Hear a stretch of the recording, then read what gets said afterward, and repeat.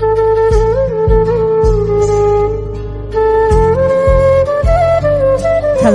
And नमस्ते दोस्तों, welcome back to my channel दास्ता है कुछ ऐसी भी। और आज हम देखने जा रहे हैं जिन्हें सिखाया तेरे प्यार ने का अगला पार्ट।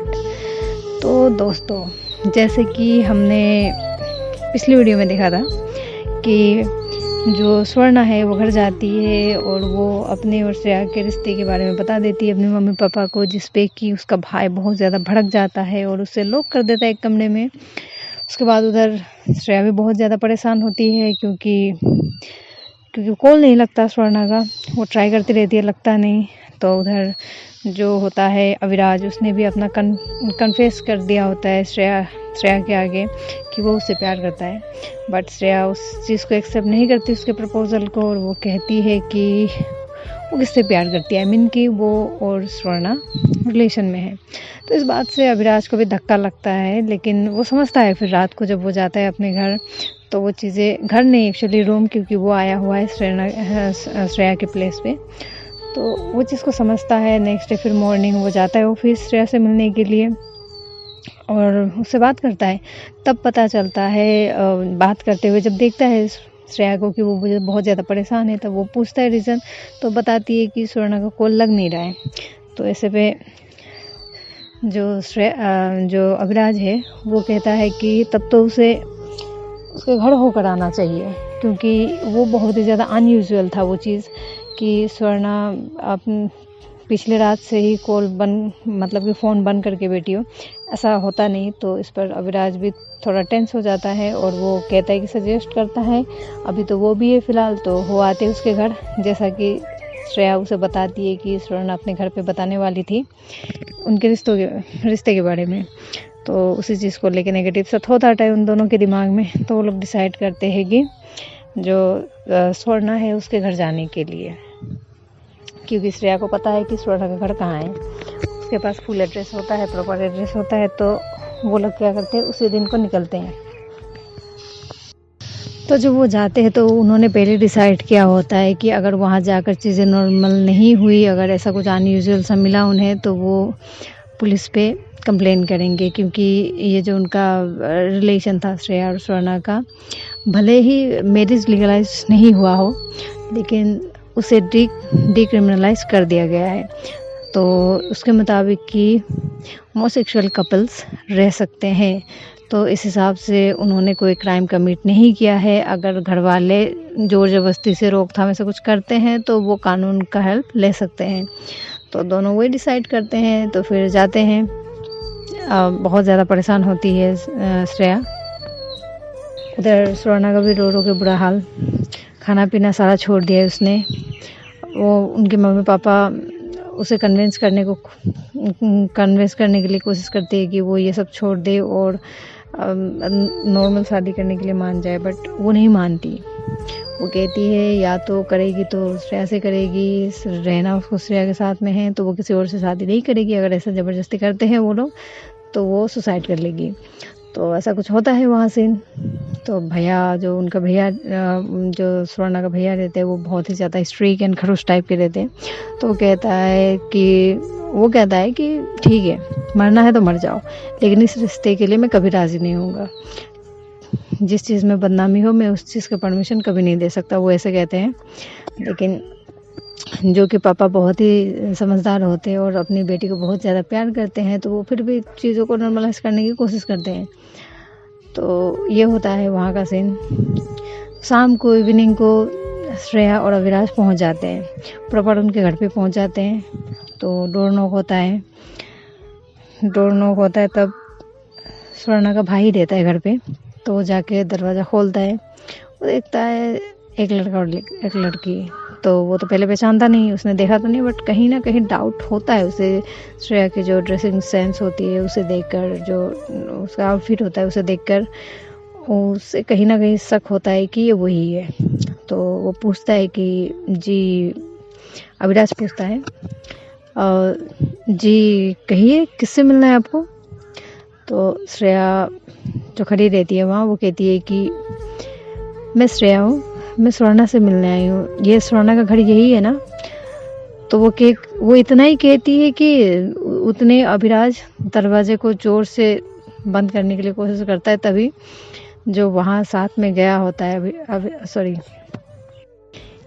वो इतना सुनते ही स्वर्णा का जो भाई होता है वो दरवाजे को क्लोज करने की कोशिश करता है। तो इतने में ही जो अभिराज होता है, जो स्वर्णा श्रेया के साथ गया होता है, तो वो हाथ से रोक लेता है दरवाजे को और दोनों बाय फोर्सफुली अंदर घुस जाते हैं।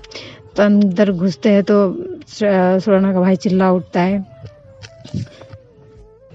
आप लोगों की हिम्मत भी कैसे हुई मेरे घर में घुसने की बिना मेरे परमिशन के, अभी के अभी निकल जाइए नहीं तो बहुत बुरा होगा। तो जब ऐसा वो चिल्लाता है तो जो घर के बाकी लोग होते हैं, मम्मी पापा, वो आते हैं नीचे। तो नीचे आकर देखते हैं कि एक लड़की एक लड़का है। वो समझ नहीं पाते कि कौन है, लेकिन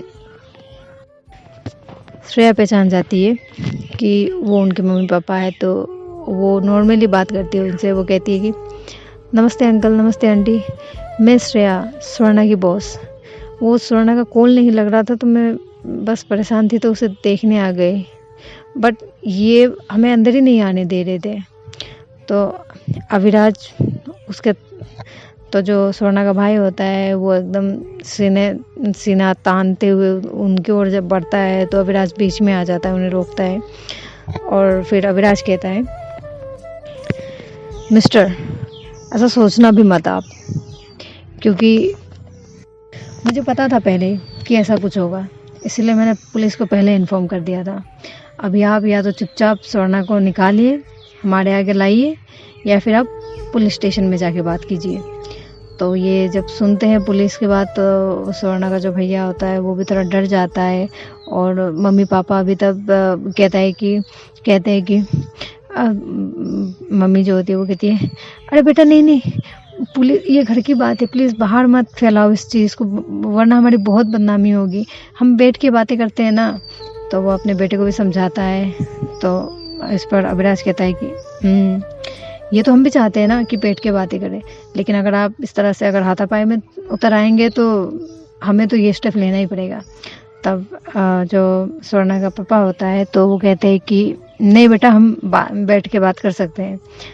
तो वो लोग जो स्वर्णा के मम्मी पापा होते हैं वो कहते हैं कि आ जाओ बैठ कर बात करते हैं। तो श्रेया उस पर कहती है कि हम बैठकर तभी बात करेंगे जब स्वर्णा हमारे आगे होगी।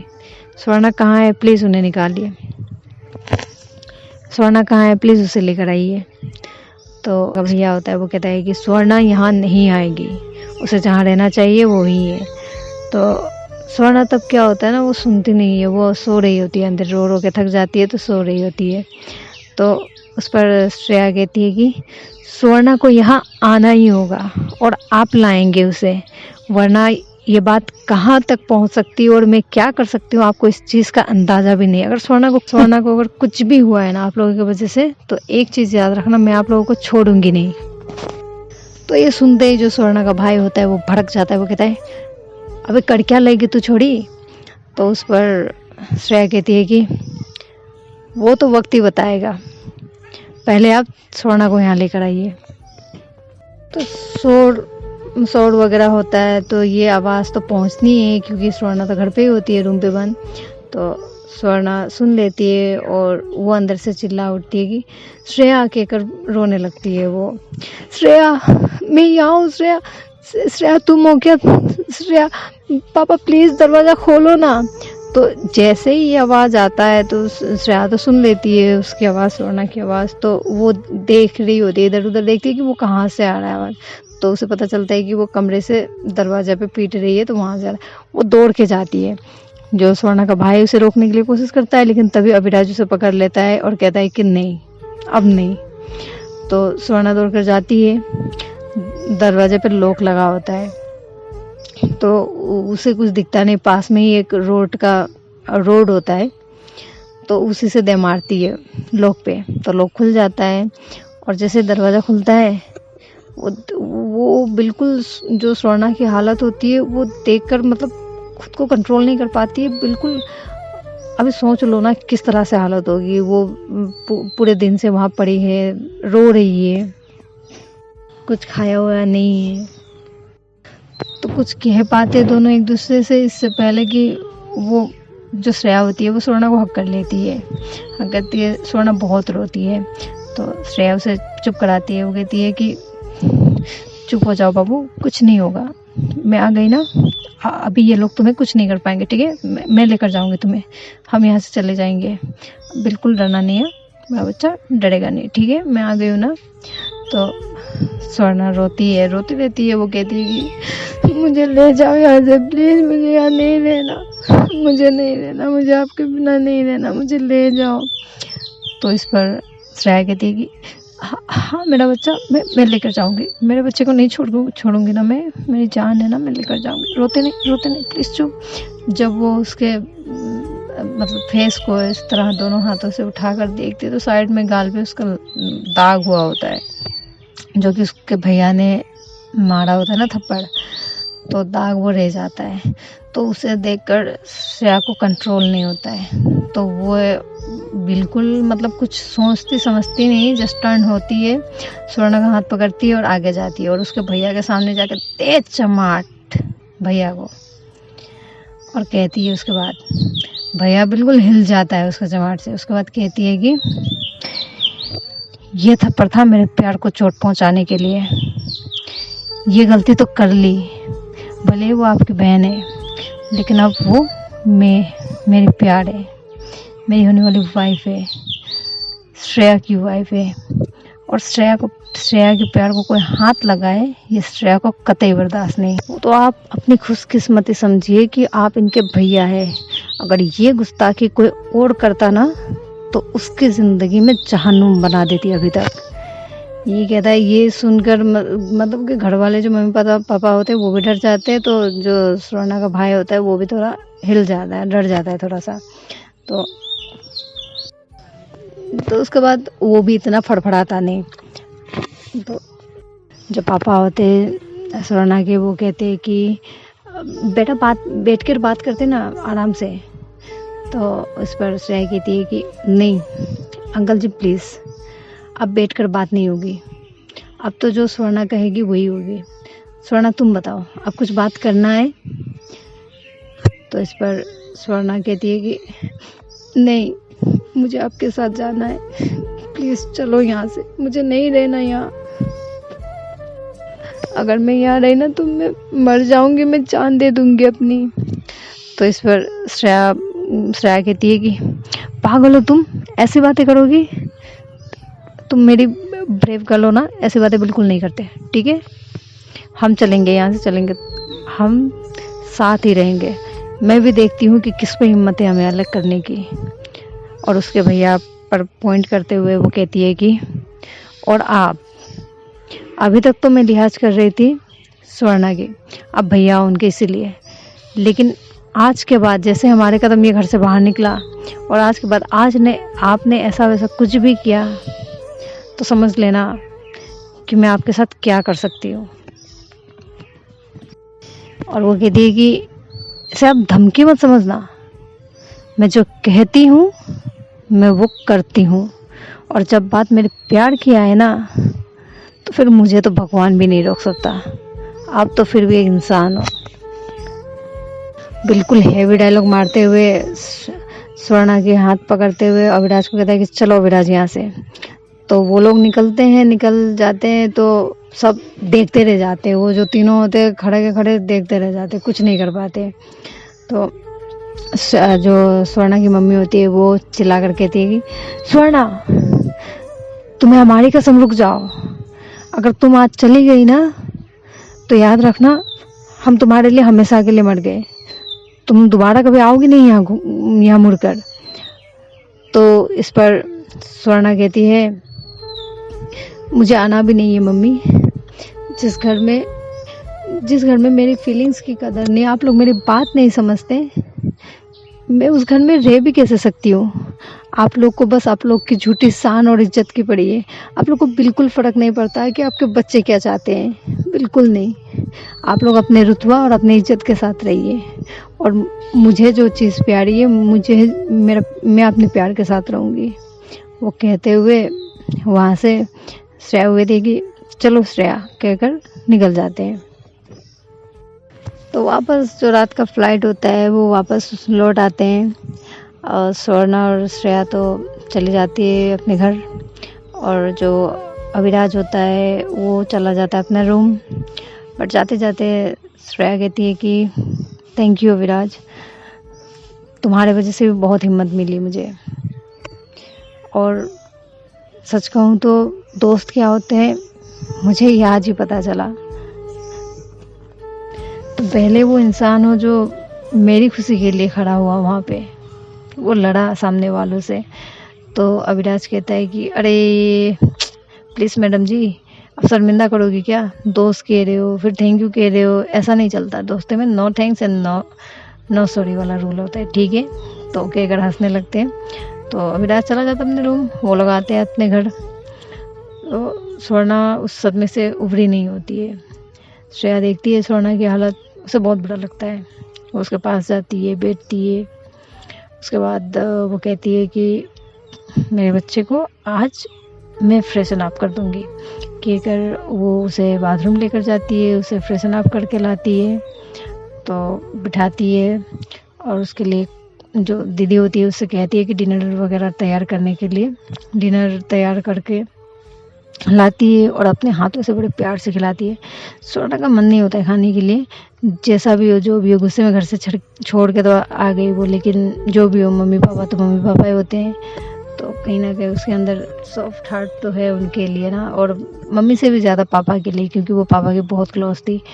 तो वो उस चीज़ को देखते हुए श्रेया भी समझ रही है कि उसे बुरा तो फील हो रहा है, लेकिन फिर भी वो उसे चीयर अप करने की कोशिश करती है, उसके पास जाती है, उसे खिलाती है ज़बरदस्ती।